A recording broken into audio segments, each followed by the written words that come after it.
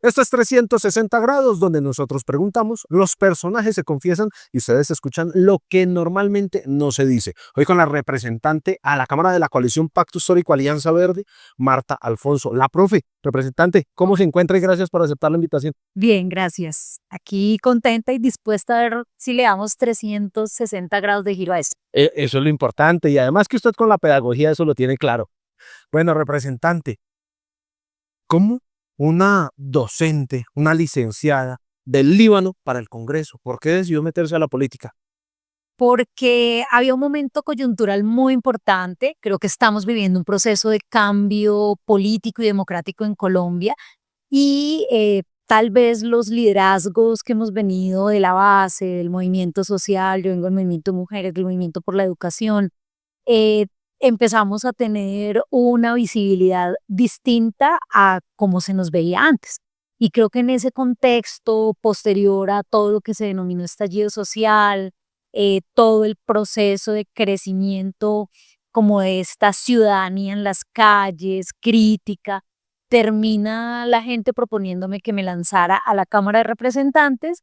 Yo al principio realmente lo resistí porque nunca había estado en política electoral, pero terminé aceptando y terminamos ganando esta curula hace 4 años. Bueno, pero más adelante vamos a hablar de cómo le ha ido aquí en estos 4 años en el Capitolio, porque usted, si bien es el primer cargo de elección popular, pues ya había trasegado en la política, porque usted estuvo en alcaldías locales en Bogotá, asesorando detrás de, Sí. estuvo en su departamento, en el Tolima también, con todo este movimiento político, pero en este momento, en la actualidad, la ponen a usted en una balanza y qué prefiere, la docencia universitaria o continuar en la política. Bueno, la docencia es el trabajo que yo más he amado en la vida, lo extraño mucho. La academia te permite, por ejemplo, la revisión de documentos, la reflexión, sentarte a escribir, a preparar una clase, a revisar escuelas teóricas y de pensamiento. En cambio, la vida pública te exige, por supuesto, estar leyendo si eres un, en este caso, buen legislador, pero no documentos de reflexión, sino documentos muy contextualizados en torno a ciertas problemáticas de país. Y es distinto, es apasionante cada una de ellas, pero yo me quedaría con la docencia. Realmente la extraño mucho.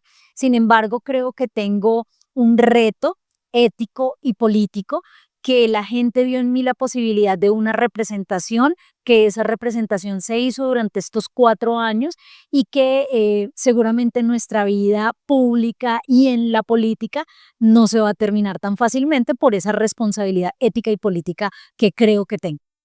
Precisamente, usted cierra un ciclo, unos primeros 4 años en la Cámara de Representantes, porque no se dio la reelección el pasado 8 de marzo. ¿Qué ocurrió allí en las urnas?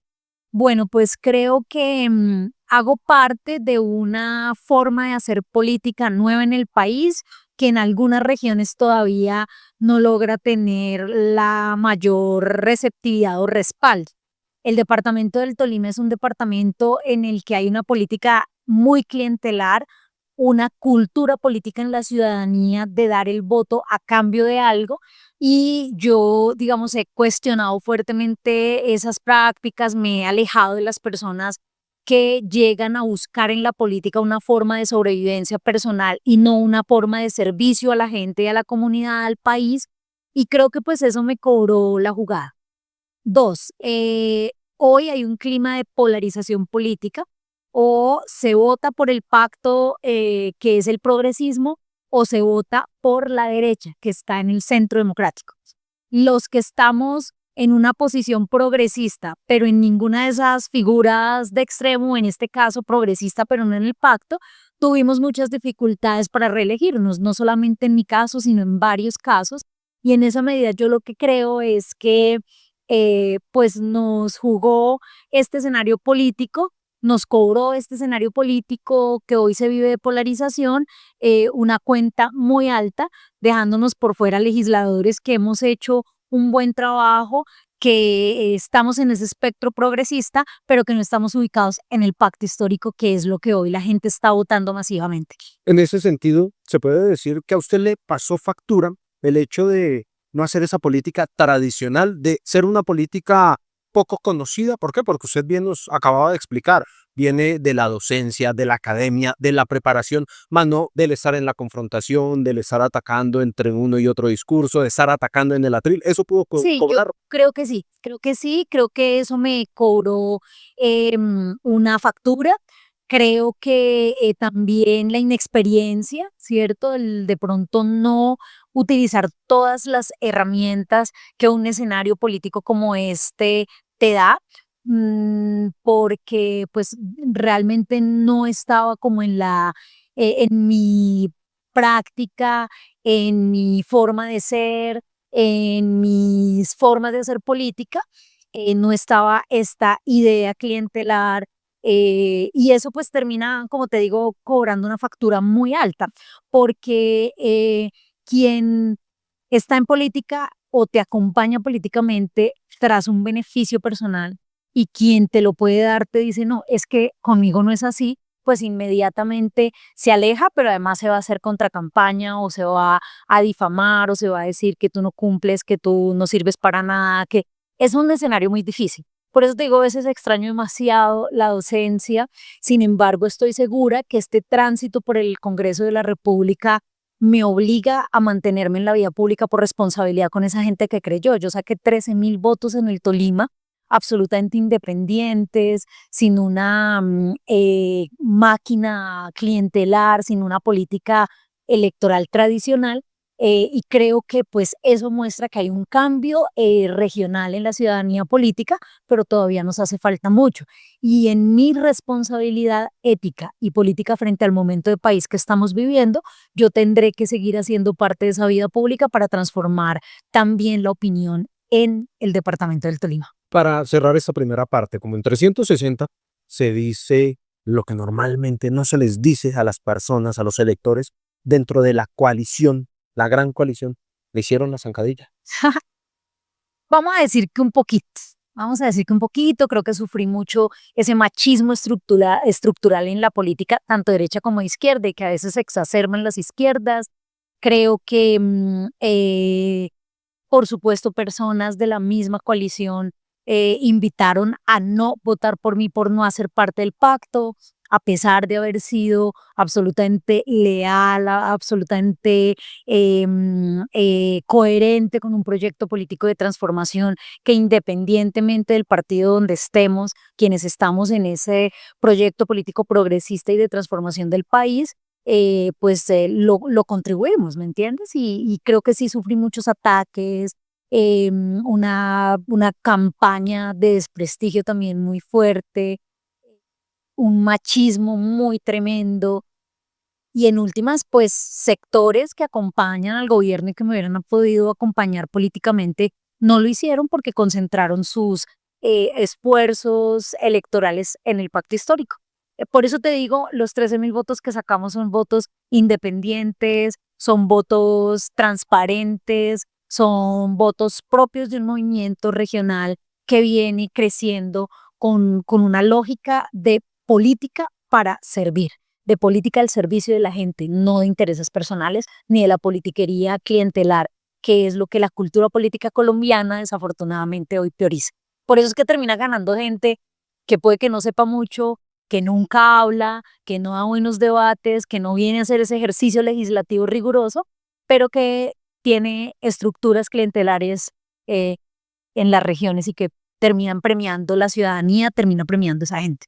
Bueno, ustedes escuchan Marta Alfonso, representante a la Cámara, la profe, hablándonos de lo que se dio desde el 8 de marzo. No revalidó la curul, pero nos habla también de esos movimientos políticos que se vienen dando, sobre todo aquí, en el Congreso de la República.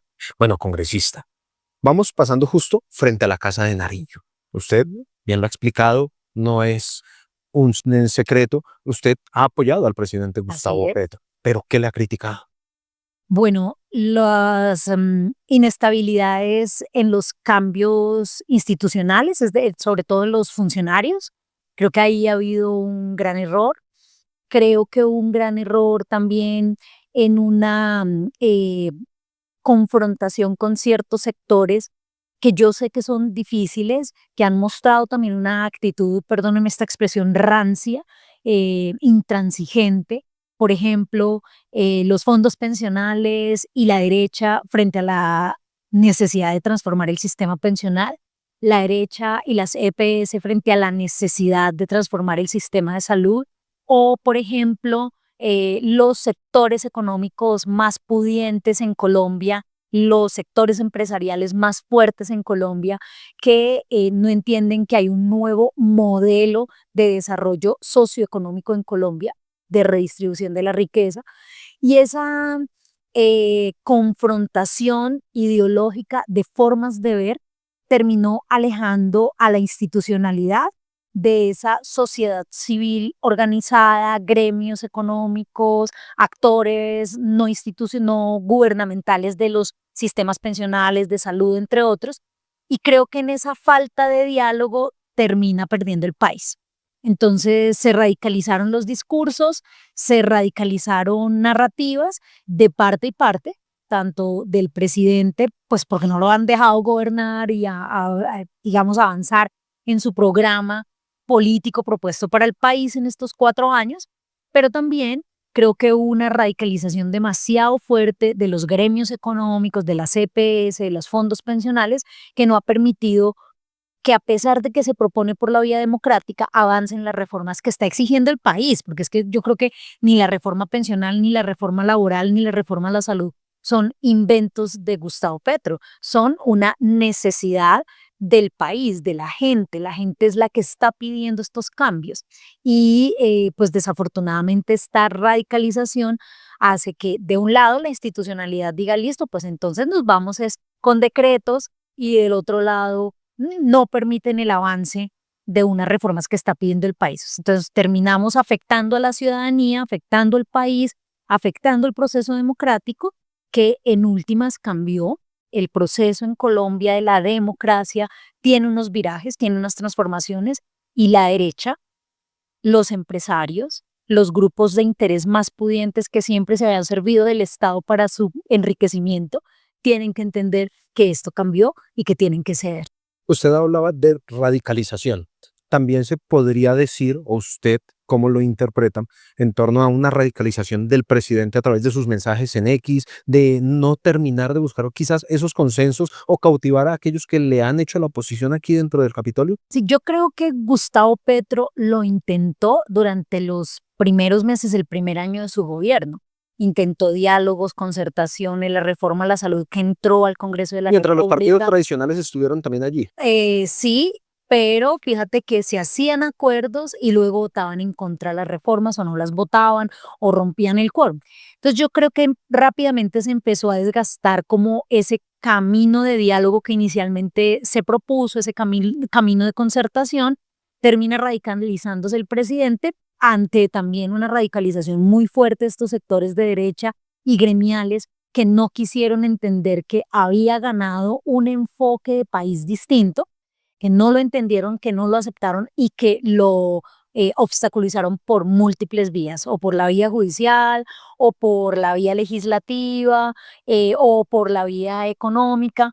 Entonces yo creo que esa radicalización del presidente también fue una respuesta a una estrategia de negar y de obstaculizar el avance del programa de gobierno. Y en esa medida, pues terminamos en una polarización muy tremenda y en una radicalización de dos sectores que se necesitan para concertar y avanzar en una transformación de país. Quiero adentrarme en algo ya mucho más del trámite del Congreso de la República. Usted ha venido explicando las reformas, una de ellas, la de la salud, y usted hace parte de la Comisión Séptima, Sí. que precisamente se enfoca en los temas de salud, por lo menos en Cámara de Representantes, lo mismo en Senado. En estos momentos, esa reforma como está planteada de forma correcta. ¿Por qué se lo pregunto? Porque uno de los inconvenientes más grandes para estar engavetada en este momento es que los parlamentarios han dicho, no tiene un sustento fiscal. No es cierto. La reforma tiene una exposición de motivos profunda, técnica y con cifras. Plantea una serie de escenarios económicos, con la implementación, por ejemplo, de procesos de atención primaria que en el mediano plazo disminuyen el costo catastrófico en el sistema de salud. También debo decirte que la reforma tiene un aval fiscal a partir de todos esos estudios que ha propuesto, que ha planteado el gobierno y que recoge insumos de muchos años, de análisis de la UPC, de análisis de las quejas también dentro del sistema, de análisis de la facturación. Entonces, creo yo que la reforma tiene un sustento profundo. Creo que hubo una equivocación en no haber concertado antes con algunos sectores antes de radicar el texto de la primera versión de la reforma que se radicó, porque pues por supuesto venía una larga trayectoria el movimiento social que produce un articulado recogido por el Ministerio de Salud en ese momento en cabeza de la exministra Carolina Corcho. Se radica esta reforma y lo que dicen todos los gremios, la CPS, muchas asociaciones de pacientes, algunas agremiaciones de IPS, entre muchos otros, es no fuimos concertados. Sin embargo, en el trámite de la reforma se inicia un proceso muy amplio de diálogo, de concertaciones, de modificaciones al articulado de la reforma, pero bueno, se fracasa en el Senado. Se propone una segunda versión con muchos cambios que venían de todas las audiencias y de todos los procesos de concertación, de diálogo, de escucha que se habían hecho. Sin embargo, esa tampoco les gustó. Entonces, la conclusión que yo saco no es que no haya concertación ni un texto lo suficientemente concertado, sino que hay actores que ven muy afectados negocios que tienen con el manejo de los recursos de la salud y que se van a oponer frenéticamente a una reforma. Sin embargo, yo creo que podemos encontrar algunos consensos. Yo creo que entonces el próximo gobierno que obligatoriamente tendrá que hacer una reforma a la salud independientemente de cuál sea, yo espero que sea el gobierno con Iván Cepeda, tendremos que hacer una reforma y lo que esperamos es que arranque con un proceso de concertación nacional con todos los actores, porque yo creo que tenemos muchas cosas en común. Durante estos 4 años de diálogo en torno al sistema de salud hemos encontrado muchos consensos. Lo que definitivamente no tiene consenso es cómo se administran los recursos de la salud. Para nosotros debe ser una administración pública porque son recursos públicos. Para la CPS deben ser una administración mixta, llaman ellos. Precisamente, en torno a todo lo que se ha generado en el marco de la reforma a la salud, de las intervenciones a las EPS, usted como docente, mucho se ha criticado de la decadencia en la que se encuentra el FOMAC. Y eso lo han utilizado para decir la reforma a la salud del gobierno ya dio un primer ejemplo y es un fracaso con lo que ocurrió en el FOMAC. ¿Es cierto o no es cierto? No, no es cierto. Yo creo que se ha pegado especialmente la derecha y el centro democrático de una expresión del ministro en algún momento que dijo que el modelo del FOMAC sería el piloto de la reforma a la salud. Y es imposible que el modelo del FOMAC sea un inicio de piloto de la reforma a la salud porque el sistema de salud de los profesores es muy específico. De hecho, es un régimen especial en la ley colombiana y se maneja con una normatividad específica. El resto del sistema de salud para el resto del país es un sistema muy distinto, con una administración distinta, y creo yo que se pegaron de esa expresión para empezar a deslegitimar la reforma a la salud. Creo que ha habido muchos problemas con la implementación del FOMAC, no por el modelo pensado por el gobierno en concertación con los profesores, sino porque el FOMAC tiene una historia de administración que viene de años atrás. Hay unas mafias al interior del FOMAC, yo voy a decirlo abiertamente, gente que está dentro de la estructura institucional del FOMAC que seguramente alienta la corrupción, que alienta que las cosas no funcionen bien. De hecho, esta semana estamos en un escándalo tremendo porque hay 3 denuncias gravísimas contra gente del FOMAC que autorizó el pago de unas primas que no eran legales. Entonces vemos cómo esta institucionalidad, por más que cambió el gobierno, tiene gente que viene de muchos años de atrás que no permite que los cambios sean profundos y que se implementen transformaciones. El FOMAC tiene además una forma de contratación, de operativización, de intermediación también, que se llama fiduprevisora. Y en la fiduprevisora hay una lógica privada que difícilmente el gobierno puede intervenir con toda la estrategia que quisiera transformar del sistema de salud de los profesores. Y en la fiduprevisora también, creo yo, hay mafias de corrupción que no permiten que se implemente un nuevo modelo de salud para los profesores. Entonces, a pesar de que cambie el gobierno, no cambian necesariamente las estructuras históricas de las instituciones, y eso hace difícil que se cambie de modelo político, que es lo que ha pretendido el gobierno. Cerremos esta etapa. ¿Usted considera que también se ha dejado de gobernar, de avanzar en ese modelo que usted nos plantea dentro de la coalición, no solo lo que ocurre en la Casa de Nariño, sino lo que legislan ustedes aquí en el Capitolio, por continuar mirando el espejo retrovisor? No nos dejan hacer, nos ponen zancadillas, no podemos. No, yo creo que el gobierno de Gustavo Petro ha intentado avanzar en muchos cambios, pero mira, hicimos una reforma pensional aprobada 2 veces por el Congreso de la República, por la Cámara de Representantes, que fue a donde se devuelve nuevamente para el último debate, y sin embargo la Corte Constitucional la suspende.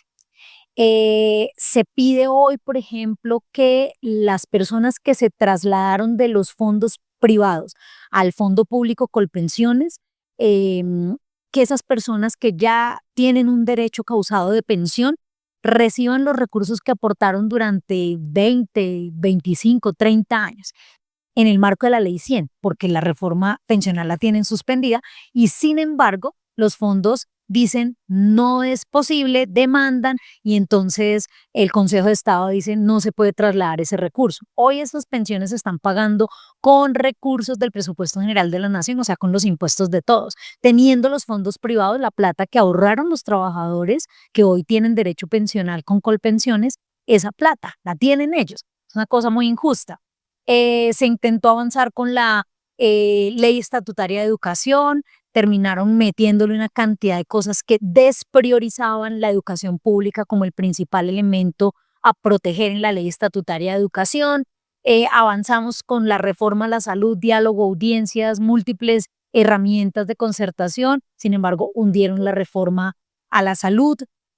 Fue muy compleja el avance de la reforma laboral, terminaron hundiéndola, pero se salva ante la presión que ejerce el presidente de la República diciendo entonces nos vamos a una consulta popular y que sea la gente la que decide. Entonces desarchivan el proyecto de reforma laboral y por fin pasa, pero todo ha sido absolutamente difícil, ha sido todo guerreado, como puede decirse popularmente, y pues eso también desgasta un gobierno que termina radicalizándose. Entonces, yo realmente sí creo que ha habido muchísimas formas, estrategias, maneras de buscar la concertación, pero también ha habido una derecha y unos sectores gremiales muy rancios, repito, muy resistentes a un proceso de cambio y que no logran entender el contexto de país que hoy cambió. Profe, entramos ya en los últimos minutos de 360 grados y le voy a preguntar por cosas puntuales que han ocurrido a lo largo de esta semana en el Congreso.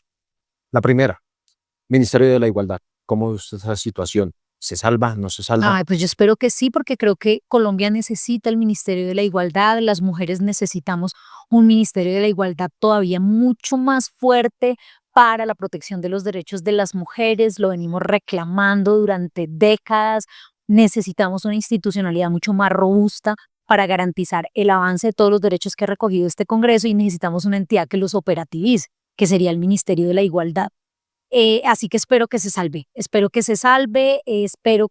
además estas modificaciones y adecuaciones institucionales que se hicieron para este Ministerio de la Igualdad que hoy está vigente, que se va a terminar este año, pues que ojalá puedan recuperarse a través de un nuevo proyecto que apruebe el Ministerio de la Igualdad. O sea, Reforma al ICETEX.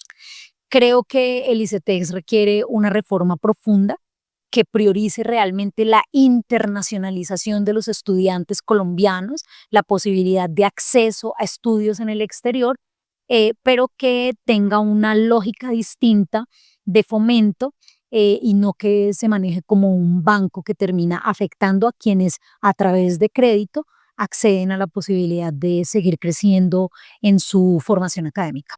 Y que el gobierno nacional haya solicitado una adición presupuestal, $500 millones para el ICBF. Creo que es necesario. La primera infancia siempre será una prioridad. Constitucionalmente son sujetos prevalentes de derechos. Todo lo que hagamos por la infancia será necesario, será bienvenido, debe ser priorizado, debe ser protegido. Trabajar por la primera infancia es la mejor inversión que puede hacer cualquier gobierno. Bueno, y a nivel personal, aquí tenemos una sección que es el confesionario. ¿Qué se viene para Marta Alfonso?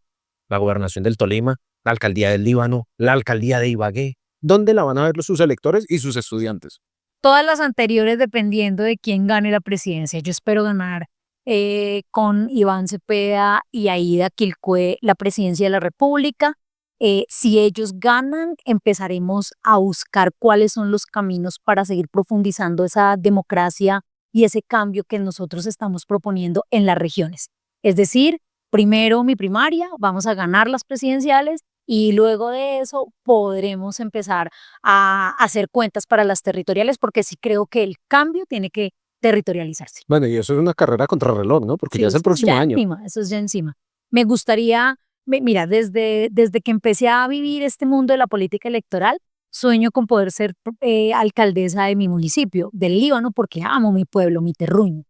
Pero yo creo que tenemos enormes posibilidades si hay una gran coalición, una gran convergencia de los sectores alternativos de ganar la alcaldía de Ibagué.